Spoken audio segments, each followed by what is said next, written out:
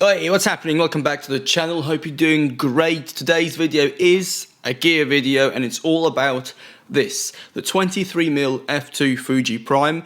It's, again, as I say it for all my lenses, but it's one of my favorite lenses. It's actually my first Fuji Prime that I've ever bought. And yeah, it has served me really well. And in today's video, I'm going to give you an overview of this lens after 1 year of use and abuse, how it's held up, what it's like to live with, which of course means this is not a deep technical review. We will not be, looking at each and every pixel and each and every mil of the glass, but just like a higher perspective. If you bought this lens and you use it every day or every other day or whatever, what is it like to live with? Are there any quirks, downsides, and general things like that?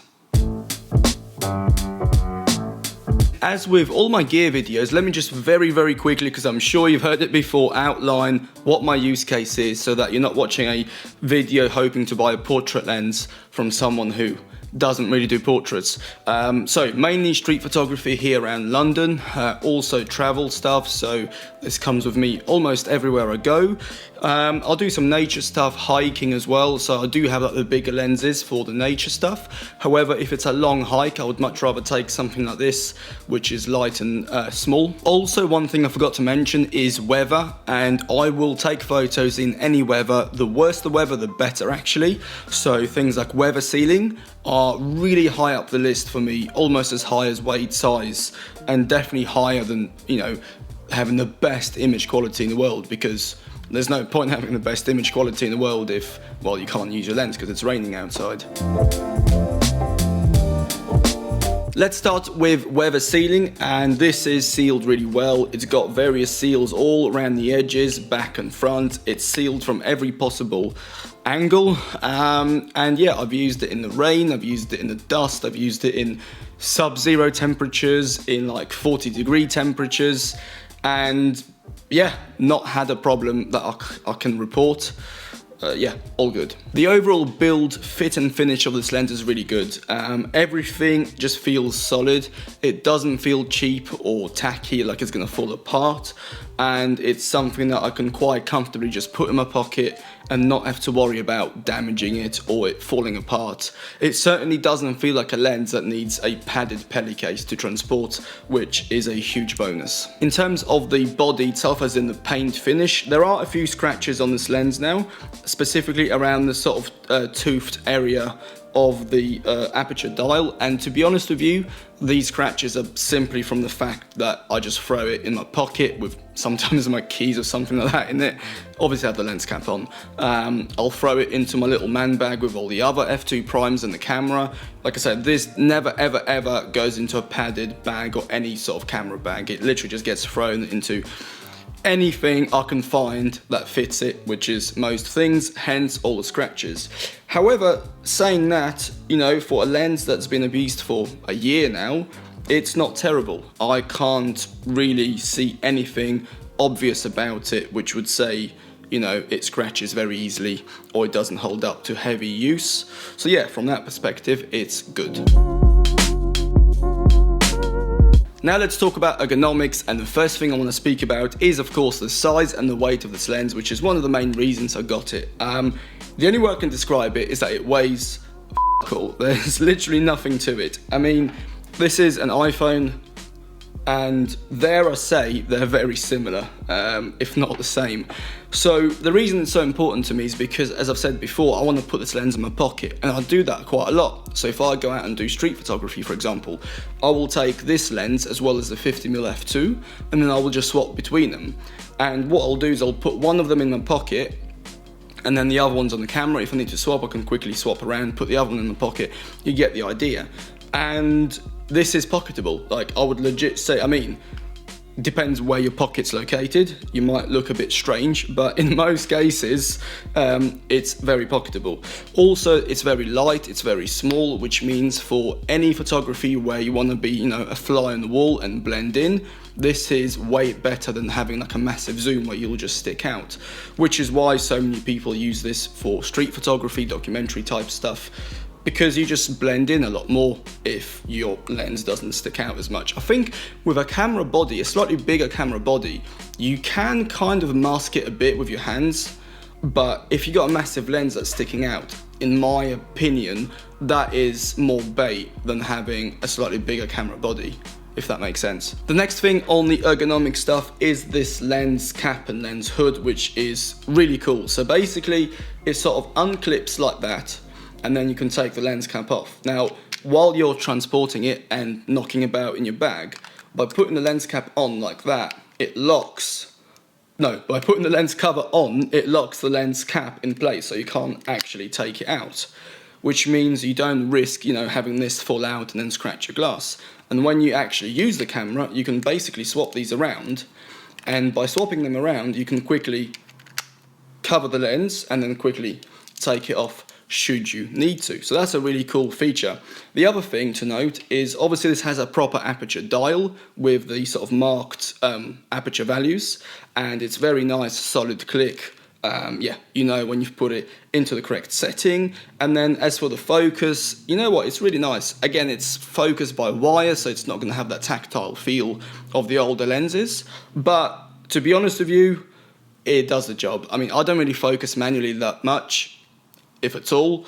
So to me, it's not really a big deal, but it's something that I could use if I had to. But of course, you do miss that tactile feel, as I've said. Oh, and final point. I know this doesn't really come under this section, but it's worth mentioning because it will help you appreciate the next part of the video, is the cost. This costs in the UK like around £350. So it's not even that expensive. For what you get, it's fantastic value. So before I begin the image quality part of the video, I want to remind you one more time, I'm not a pixel peeper, so you might not get a pixel peeper's review of this lens. There are plenty of those online. I'm sure you can find them on YouTube if that's what you're after. However, from a higher level perspective, let's start with color reproduction, and it's fantastic. Now, the closest lens I can compare this to is the 16-55 f2.8. That has a similar, if not the same, quality with regards to the optics. It has fantastic color reproduction, and in this lens, as with the other one, you get colors which are very rich. However, they're not cartoony, they're not oversaturated, and overall have a very pleasing filmic look, in my opinion. Now, in terms of sharpness, this lens is very sharp throughout. Obviously on the edges, when it's wide open, it will be a little bit softer like expected. However, it's not something that I notice in my images. Of course, this is nowhere near as sharp as, let's say, something like a 90mm f2 or the 50-140 f2.8, but again, look at the size. However, center image sharpness is perfect, and if you stop it down to like f8 or something, you will have a very crisp and very clean result. Now, in terms of distortions and weird things in the image, I have noticed, and this doesn't apply just to this, it applies to all the f2 primes, there is a small amount, or sometimes quite a medium amount, of purple fringing, especially if you have a tree against, let's say, the sun or a very bright sky. Now, this is not as bad as the 35 f2, that can be really bad, but it's noticeable and you will have to fix it. Now, thankfully, it's not something that's very difficult to remove in post. It's just there, so I figured I'd better tell you about it. So apart from that, there's no other negatives to report. Of course, you will get a sun flare if you point it straight at the sun or if the sun catches it at the right angle. However, it's a pleasing sun flare that you can work with, and worst case scenario, you can just quickly recompose if it's really a problem. But in my opinion, it's not too bad. Let's talk about autofocus now, and to be honest with you, it's really, really good. It's very quiet, it's very snappy, it's very quick. For photography, it's fantastic. Now, the only time I've missed focus with this lens was because I was being an idiot and not because the lens was slow or hunting or anything like that. Overall, it was really, really good. Now, in terms of video, it's not quite there yet compared to the newer linear motor lenses like the 16-55. However, it's more than acceptable, and yeah, unless you're really pushing it and trying to track fast-moving subjects in low light, this will perform really well. So overall, I can't complain. Now, I do know that these lenses do perform better on the later bodies like the X-T4 than they do on the older bodies like the X-T2 because of in-camera optimizations. But I think regardless of what body you have, you will not have any real issues with autofocus on this lens.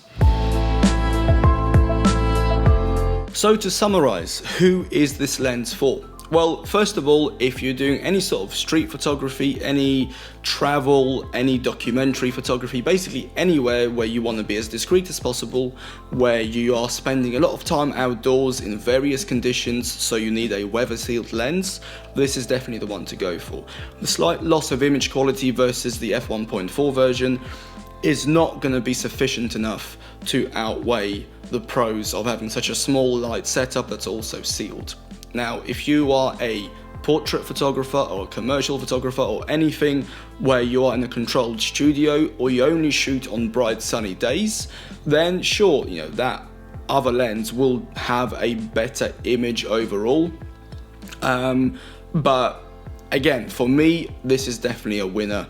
Also, the price, these are much cheaper as well. That's another thing to keep in mind. Would I recommend this lens? 100% yes. If you're just starting out, picking something like this up along with, let's say, an X-T30 is going to be a very financially viable decision and will give you an outstanding image and overall a fantastic small setup.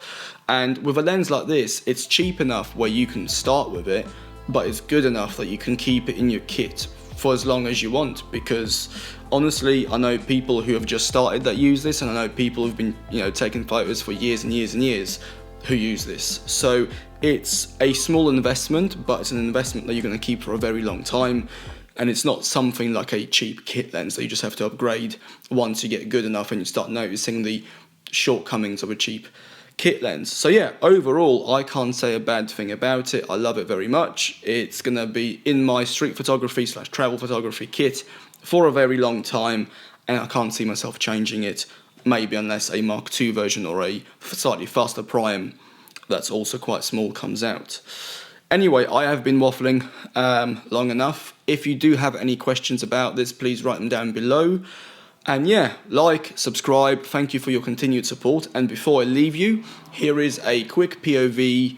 I think, when was it, like 2-3 days ago, I went out into South Bank in London, took some pictures using this, and just to give you, a sort of live perspective of using this lens and what results you can expect. So yeah, I hope you enjoy the POV, and yeah, have a fantastic day, great week. In literally like 2-3 hours, I am getting this removed, not my head, but the hair. And I'm not going bald, I'm just having a haircut, but whatever, finally having a haircut after 4 months, so it's a very, very exciting day. Anyway, thank you, I've already said that, see you later.